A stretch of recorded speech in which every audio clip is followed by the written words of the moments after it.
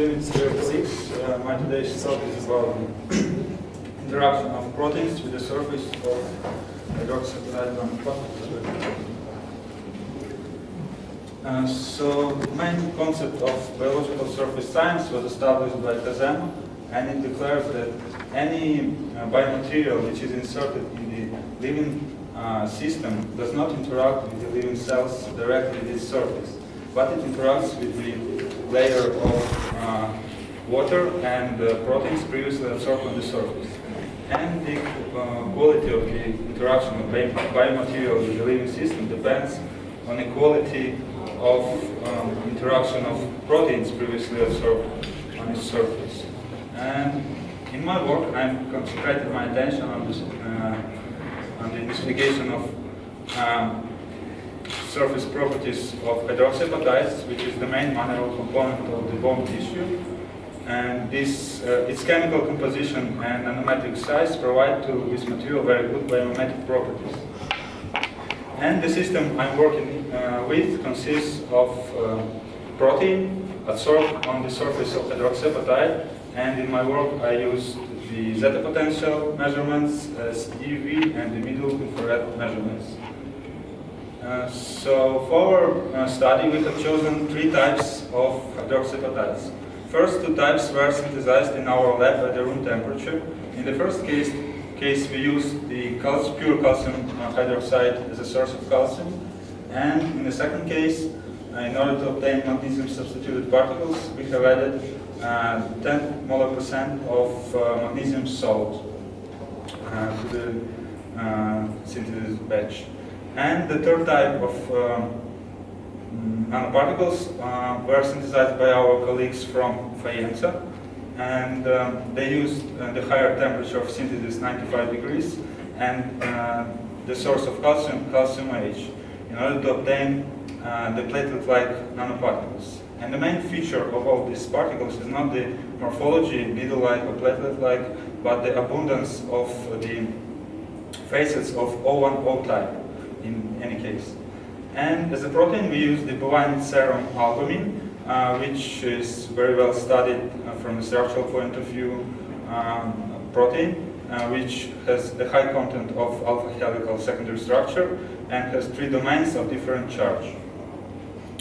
First of all, our synthesized materials were analyzed with the X-ray diffraction method, and both pure types of hydroxyapatites represent a very good apatitic structure, while in case of magnesium substituted particles, the fraction of beta to calcium phosphate appears.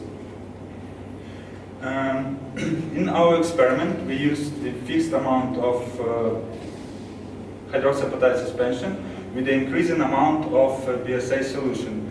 And we measured 2 types of isotherm. Primary isotherm is the total BSA adsorbed on the surface, and the secondary isotherm, the BSA which remains on the surface after several washes in the pure buffer.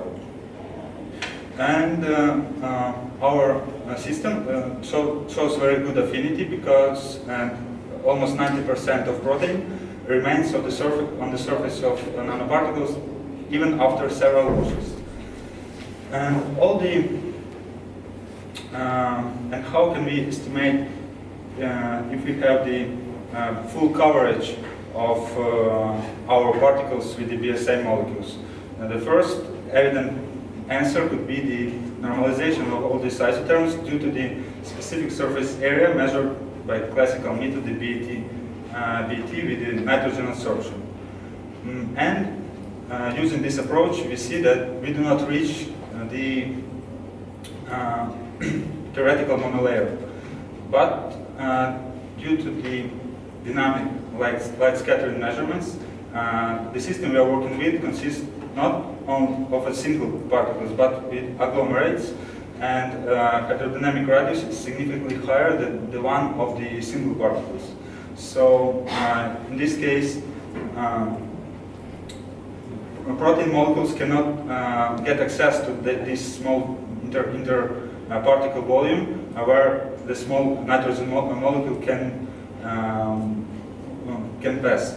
And in fact, we need to re-estimate our isotherms. And for this, we use the additional measurements of zeta potential, which is very good in characterizing the surface charge. And even after the admission of the smallest concentration of BSA, we observe the dramatic change of the zeta potential value, which does not change with the further admission of BSA. So we can presuppose that at this point we have the monolayer of BSA formed, and all the further admission of BSA form the multilayer structure of protein on the surface of nanoparticle. As if we are dealing with a multilayer structure, so maybe some protein-protein interaction could occur on the surface. To check this, we applied the UV visible spectroscopy in a circular dichroism. And here for the native BSA, we have two electronic transitions resulting in a green dotted spectrum. And after the thermal treatment, we observe the decrease of all the intensities along all the spectrum. But what we observe in the case of adsorption is different, because here we have not only the decrease in intensities, but also we observe the changes in the shape of the spectrum. In fact, we observe decrease of 208 to 122 bands ratio. And it is reported to be the consequence of the formation of intermolecular beta sheet-like structures, like two proteins touching together. And this fact was also confirmed by the infrared ATR measurements. And here in this infrared spectrum of the BSA adsorbed on hydroxyapatite, we observe the relative decrease of alpha helical content in favor of the beta structures. So let's get a look at the protein environment interface, what is happening here. And here we observe a very interesting phenomenon where two similar materials, needle-like, platelet-like material, which are chemically the same and crystallographically the same, exhibit different changes of the zeta potential within admission of BSA. While two chemically and crystallographically different materials, pure hydroxyapatite and the magnesium substituted, represent the same trend of the change of the zeta potential. And what could be the origin of such a difference? As if the protein was the same, the bulk structure, the chemical structure of materials are the same, and we suppose that the origin is in the different surface structure of this material. As I have mentioned before, the most abundant facets of hydroxyapatites are of O1O type. These facets consist of two different layers, calcium hydroxyphosphate and calcium phosphate, ordered in a particular way, like AB, AAB, giving rise to the different surface structures, stoichiometric, calcium-rich, and P-rich. All these surface structures were modeled by the group of Professor Yangun at the University of Turin, and also they calculated the CO as a probe molecule, CO adsorption spectra on these facets, and for us to be able to combine their theoretical calculation, theoretical spectra, with our experimental CO adsorption, IR controlled CO adsorption spectra, and we revealed that our two pure kinds of hydroxyapatite, of platelet and needle-like, have completely opposite ratio of calcium-rich and P-rich surfaces, 2:1 and 1:2.2. And as I mentioned before, the P-rich surfaces are very similar in the structure to the beta-TCP surfaces.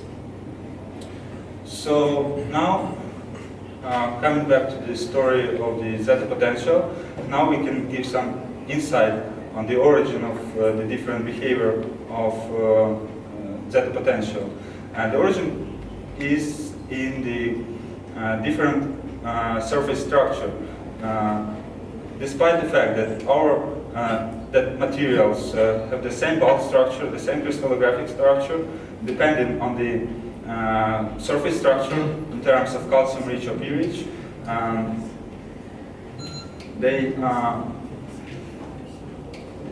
the protein adsorbed behaves in a different, orientates in a different way, and it means that the protein which arrives to the surface of hydroxyapatite orientates in a different way depending on the surface structure of nanoparticles, giving rise to the different functionalities and giving a different biological response to the cell it is interacting with. So to conclude, I would say that BSA, which is adsorbed on the surface of hydroxyapatite, exhibit the protein-protein interaction through the formation of intermolecular beta sheet-like structures.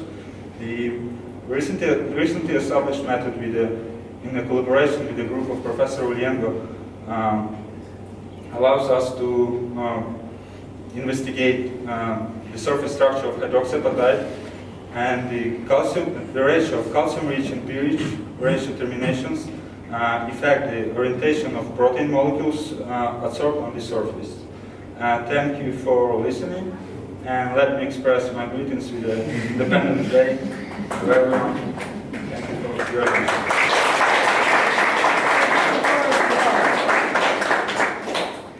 So, thank you for the nice report, and are there any questions?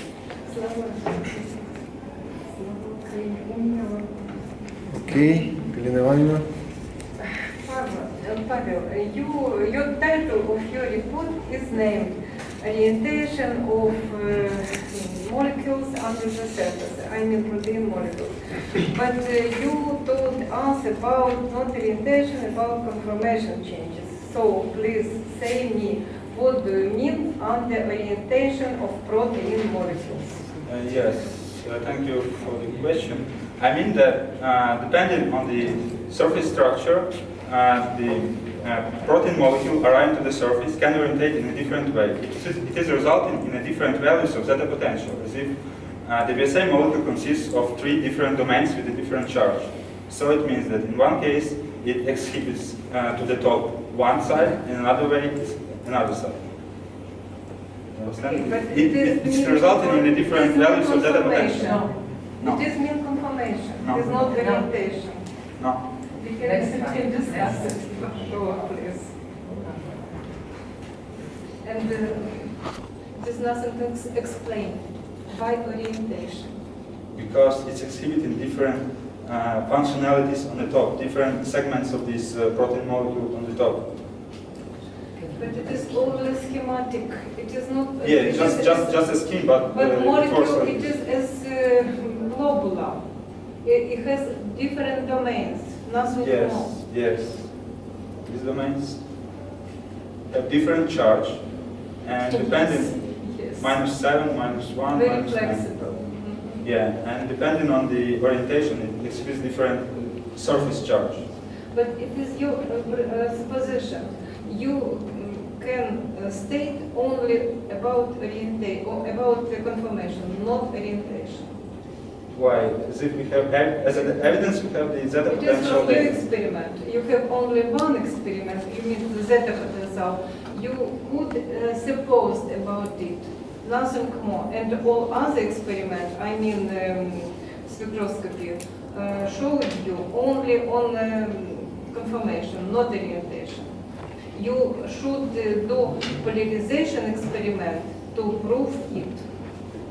Which kind of polarization? More additional. Thank you for your remark. Okay, thank you very much. Any other questions?